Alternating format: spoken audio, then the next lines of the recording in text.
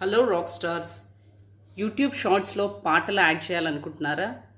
కానీ copyright issues వస్తాయేమో అని టెన్షన్ పడుతున్నారా?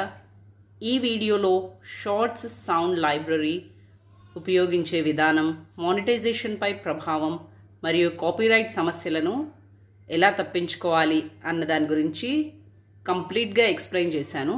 So let's dive into the video. Before we get in, please like, share, subscribe our channel.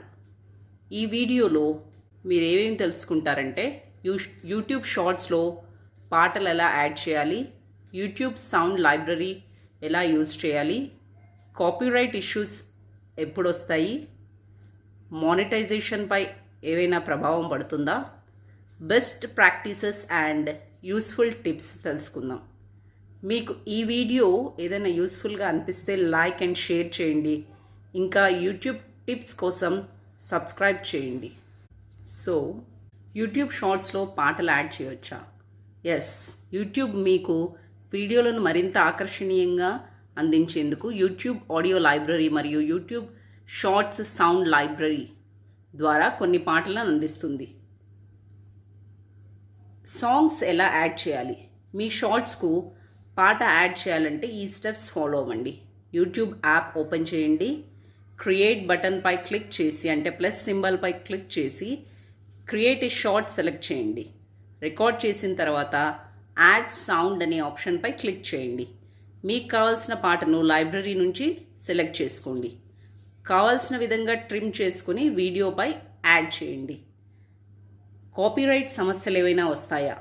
ఒక ముఖ్యమైన విషయం, యూట్యూబ్ షార్ట్స్ సౌండ్ లైబ్రరీలోని పాటలు మాత్రమే ఉపయోగిస్తే కాపీరైట్ సమస్యలు రావు. కానీ బయట నుంచి, అంటే స్పాటిఫై, యాపిల్ మ్యూజిక్ లేదా ఫుల్ లెంత్ సాంగ్స్ యూజ్ చేస్తే మానిటైజేషన్ ఆగిపోవచ్చు లేదా వీడియో రిమూవ్ అవ్వచ్చు. అండ్ మానిటైజేషన్పై ప్రభావం ఉందా అంటే, మీరు యూట్యూబ్ అఫీషియల్ లైబ్రరీ నుంచి యూజ్ చేస్తే మానిటైజేషన్పై ఏ విధమైన ప్రభావం ఉండదు.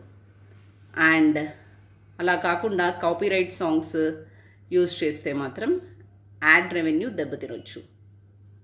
అండ్ బెస్ట్ ప్రాక్టీస్ ఏంటంటే, యూట్యూబ్ షార్ట్స్ సౌండ్ లైబ్రరీలోని పాటలు మాత్రమే వాడండి. బ్యాక్గ్రౌండ్లో చాలా గట్టిగా పాటలు ప్లే చేయొద్దు. ట్రెండింగ్ సాంగ్స్ ఉపయోగించండి, కానీ కాపీరైట్ ఉల్లంఘించకుండా జాగ్రత్త వహించండి. అండ్ ఇప్పుడైతే యూట్యూబ్ షార్ట్స్లో పాటలు ఎలా యాడ్ చేయాలో, కాపీరైట్ సమస్యలు ఎలా తగ్గించుకోవాలో మీకు క్లారిటీ వచ్చింది కదా.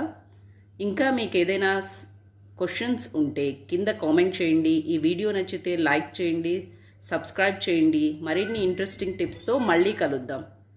Thank you for watching.